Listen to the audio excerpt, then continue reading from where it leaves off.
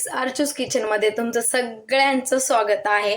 तर आज आपण खूप छान आणि सिंपल छोट्या मुलांना आवडणारी किंवा समजा स्नॅक म्हणून कोणाला भूक वगैरे लागली तर त्यांना खायला पटकन अशी देणारी काय बनवणार आहोत. तर आपण मक्याच्या पोह्यांचा चिवडा बनवणार आहोत. तर सर्वात पहिले आपण साहित्य पाहूया. साहित्य म्हणजे काय, जास्त काय लागत नाहीये.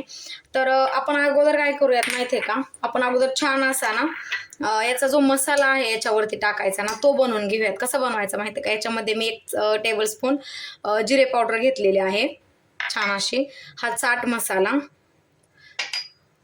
हे लाल तिखट 1 चमचा. जास्त स्पायसी वगैरे बनवायचं असेल तर बनवू शकता, कारण की कसं आहे ना, छोटे मुलं पण खाणार आहेत ना, त्याच्यामुळे मी जास्त तिखट बनवलं नाही. आणि छान असं मीठ ॲड केलेलं आहे. तर याला काय करायचं, छान असं मिक्स करून घ्यायचा हा मसाला.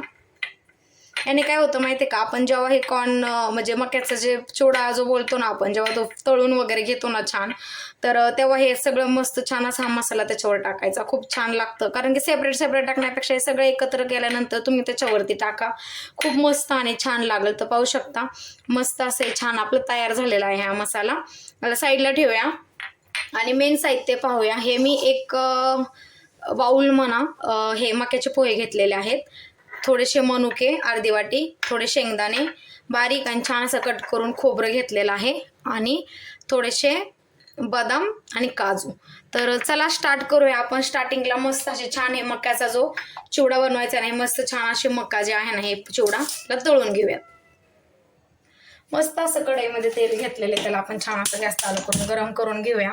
ते छान असं गरम झालं की आपण जे मक्याचा चिवडा आहे त्याला मस्त असं तळून घेऊयात. खूप छान आणि मस्त लागतोय, कारण की आता काय आहे ना, मुलांच्या सुट्ट्या चालू आहेत, काही ना काही त्यांना सारखं खायला पाहिजे असतं.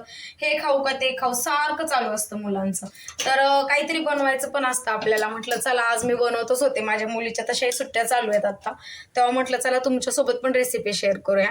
खूप छान आणि सिंपल रेसिपी आहे, मस्त. तुम्हाला टाकायचं तेवढं त्याच्यात टाकू शकता तुम्ही, असं काही नाही की हे हवं ते हवं. माझ्याकडे जेवढं काही साहित्य घरात होतं त्याच्यापासूनच मी बनवत आहे. तर असोत, आता तेल आपलं गरम होते, आता त्याच्यामध्ये आपण तो चिवडा टाकूयात. तर चला, छान असं मस्त तेल गरम झालेलं आहे, याच्यामध्ये आपण आता हे टाकूयात.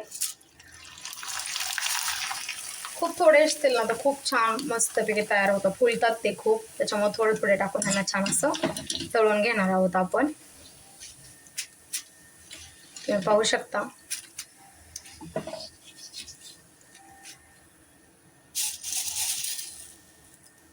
आणि तुम्ही नक्की रेसिपी ट्राय करा, कारण की तुमच्या घरामध्ये तुमच्या मुलांना, तुमच्या मोठ्यांना सर्वांना आवडणारी रेसिपी, आणि खूप छान. म्हणजे कसं, मधल्या वेळेत खाण्यासाठी थोड्याशा टाईममध्ये काय हवं काय बनवावं हा विचार करतच असतो आपण. तर मस्त छान असं याचं तेल पूर्ण हे करून घ्यायचं.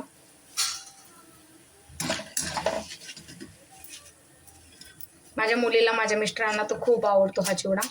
तर मस्त अशा आपण हे तळून घेत आहोत. तर पाहू शकता छान असा आपला चिवडा मस्त तळून झालेला आहे. आता आपण ना याच्यामध्ये एक एक हे तळून घेऊया. आपण आता थोडे शेंगदाणे जे घेतले होते ना, त्यांना आता याच्यामध्ये तळून घेणार आहोत.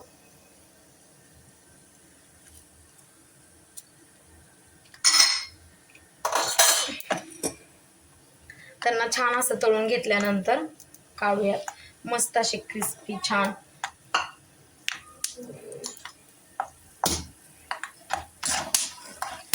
मस्त तळून घेणार आहोत शेंगदाण्यांना. तेल गरम आहे ना, त्याच्यामुळे पटपट तळले जातात. तळून झाले आहेत आपले शेंगदाणे, त्यांना काढून घेऊयात. शेंगदाणे झाले तळून की आता याच्यामध्ये आपण खोबरं तळून घेणार आहोत. जी फुटाणा डाळ असते ना, ते पण तुम्ही टाकू शकता याच्यामध्ये, छान लागतं खायला. खोबरं घेतलेलं होतं थोडंसं, त्याला छान असं तळून घेऊया. तुम्ही पाहिलंत ना, खूप थोडंसं मी घेतलेलं तो चिवडा, तर किती जास्त झालं. ते तळलं ना त्याच्यानंतर खूप जास्त म्हणजे असं फुलतं ना ते, त्याच्यामुळे खूप भरपूर होतं ते. तर मी 1 वाटीच घेतलेले, मोठे असं बाउल म्हणाल तुम्ही तर. तर तेवढं तळून घेतल्यानंतर ते पहा तुम्ही किती भला मोठा चिवडा तयार झालेला आहे ना. त्याच्यामुळं असं नाही आहे की एकदमच आहे. तुम्ही जर आणलं ना पॅकेट, तर ते तुमचं बरेच दिवस तुम्ही त्याच्यातून खूप वेळा चिवडा बनवू शकता.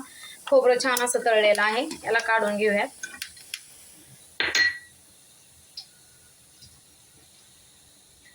आता मस्तपैकी छान असे थोडे बदाम आणि मनुके जे घेतले होते त्यांना पण छान असं तळून घेऊयात.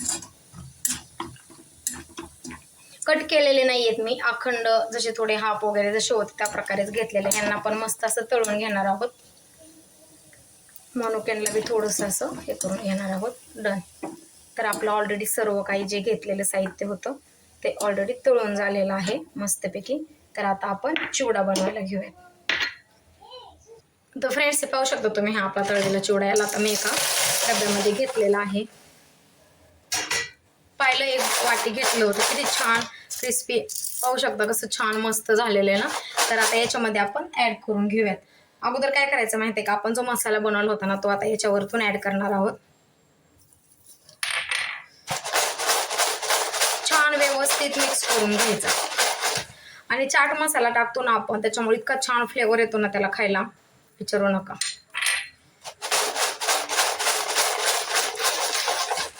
मस्त छान असं मिक्स झालेले. आता याच्यामध्ये आपण ना ते तळलेले शेंगदाणे होते ते ॲड करणार आहोत. काजू बदाम, थोडंसं खोबरं, मनुके. डन. त्याला आता एक जीव करून घेऊया. मस्त छान असं मिक्स करून घेणार आहोत.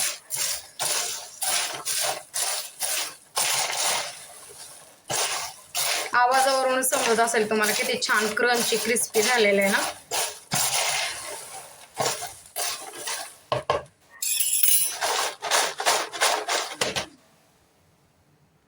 तर फ्रेंड्स, छान असं आपलं मिक्स झालेलं आहे.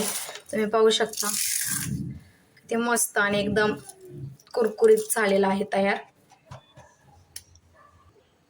तर गाईज, छान असा आपला हा मख्यांचा चिवडा तयार झालेला आहे. तुम्हाला जर माझी रेसिपी आवडली असेल तर प्लीज माझ्या चॅनलला लाईक, शेअर आणि सबस्क्राईब करायला विसरू नका. पुन्हा तुमच्यासाठी छान आणि मस्त अशी रेसिपी घेऊन येणार आहे मी.